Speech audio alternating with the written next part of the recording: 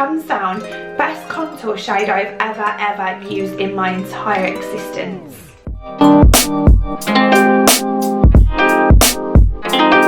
Hello everyone and welcome back to another YouTube video. I hope you're good, I hope you're well. Welcome!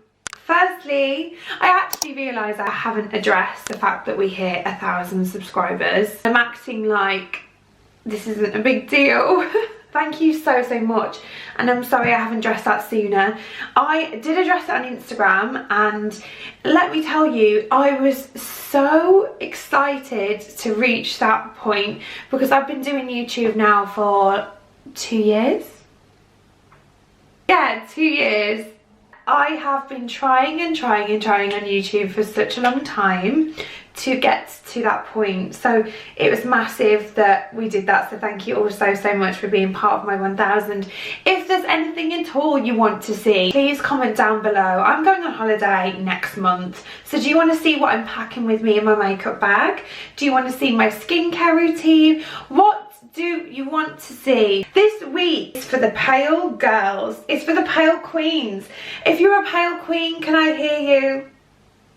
I've been on the longest journey with makeup, and the whole reason I got into makeup mainly on the basis of the fact that I could not find my skin colour, and then it just made me like fixated on finding the right product for my skin. Ivory was 4 shades too dark for me, and I'm not even the palest girl out there. So this week is going to be dedicated to my favourite base routines for pale queens.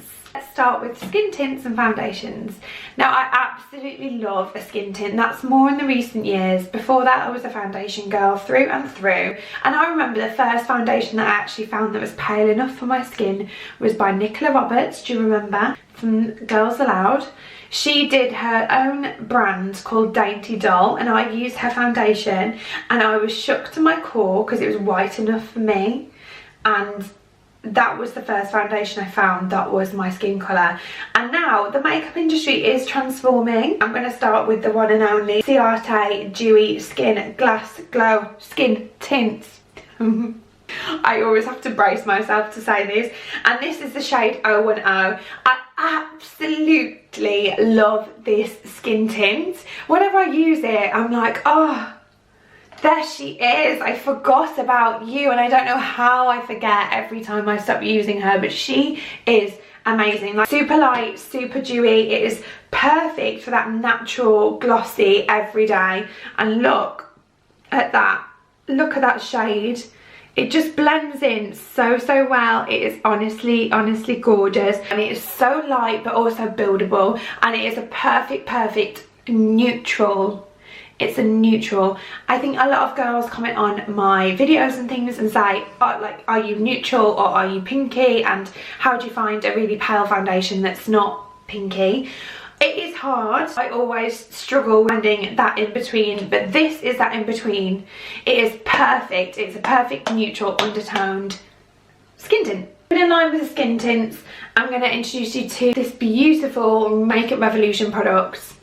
It is honestly gorgeous. I think I should have actually got the shade down from this. I didn't realise that this wasn't the lightest until I went into Superdrug, because I ordered this online. I think that's the problem, is when you're not shopping in person, it's really hard to find your shade and actually look at the shade range. And this is the shade Light. This is the Super Dewy Tinted Moisturiser, and it is honestly beautiful. Once again, very similar to Ciate, except it's a lot thicker. So with Ciate, it does kind of run because it is a skin tint, so it's got a lot of water in the base. One pump literally goes so far. Like, look at that. This is more coverage. Like, look how far that has gone on my hand. I don't know why I'm blending it like that. This just about works for me. A little tiny bit warmer than my skin tone. So if you are pale or paler than me, then go for the one down from this, which I think is like extra light or extra fair. It would not be my pale based roundup without Charlotte Tilbury Flawless Filter. Now I've actually had a lot of you girls comment on my videos and message me saying that this is slightly too warm for them. But the beautiful thing about this is you don't have to wear it on its own. If it is too dark for you, I would recommend either mixing it in with a product that is lighter, putting it less on, and then putting your skin tint or anything on top of it. I love this because I can completely wear this on its own. It is just about the right shade for me, but I do get that some people are lighter than I am. So yeah, mix it in with a tinted moisturiser, mix it in with a skin tint, and you should get the right shade. Now we're going to go on to some foundations. Now, the reason why I'm including Fenty is because Rihanna actually is my boss now, so I'm joking. No, the reason why I'm including this is because actually this is a little bit too light for me. They do be giving us shade ranges. I cannot get over the fact that their shades are too light for me. That makes me feel so tanned. This is their Pro Filter Hydrating Long Wear Foundation, and it is a gorgeous, gorgeous foundation. Consistency is like a skin tint because you'll see it start to kind of run down my hand, but it has such good medium coverage that you can build on and get that kind of flawless filtered appearance. It's just slightly too light for me. If you are pale and you're looking for a good foundation that's light, it feels like a skin tint but you get the coverage of a foundation, then this is the one. Nearly got out of breath then. Right, moving on foundation wise, I'm going to just not go into this product too much because we've talked about it last week, but it's the NARS Light Reflecting Foundation, and this is the shade Oslo, which is light number 1. Such a perfect match. Look at that. It's like my skin, but so much better. I genuinely can't believe that. Moving on to some concealers. The first concealer I'm going to talk to you about is Collection Stretch Concealer. Now I use the shade Light, which is number 1. Collection was one of the first brands that I found that did my shade in a concealer. This is my absolute favourite concealer. It is thicker than the Lasting Perfection. So good on blemishes.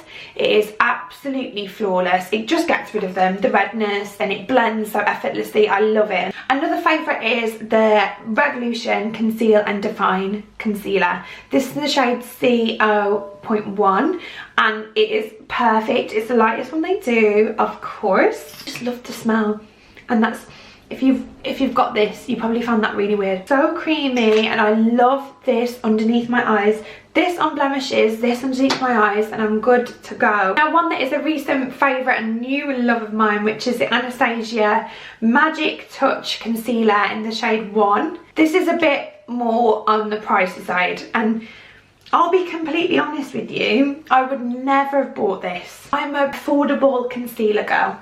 I got sent this and I'm very blessed and very thankful that I did, because I would definitely repurchase this.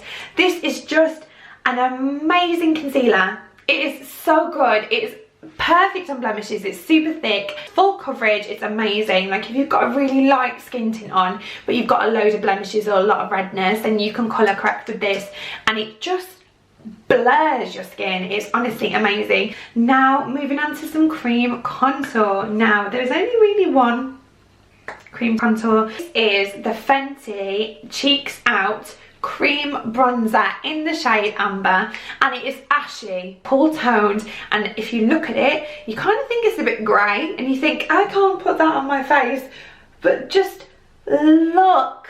I can't get over how good this contour is. It blends beautifully. It shapes my face without being too orangey or too heavy. I can build on it, and I've never been able to build on a contour before, because if I build, then I look like I'm rolled myself in some mud. But this is a beautiful, hands down, best contour shade I've ever used in my entire existence. Now on to some powders, my two favourites. We're going to start with MAC, and this is the Light Mineralized Skin Finish. Look how white this powder is.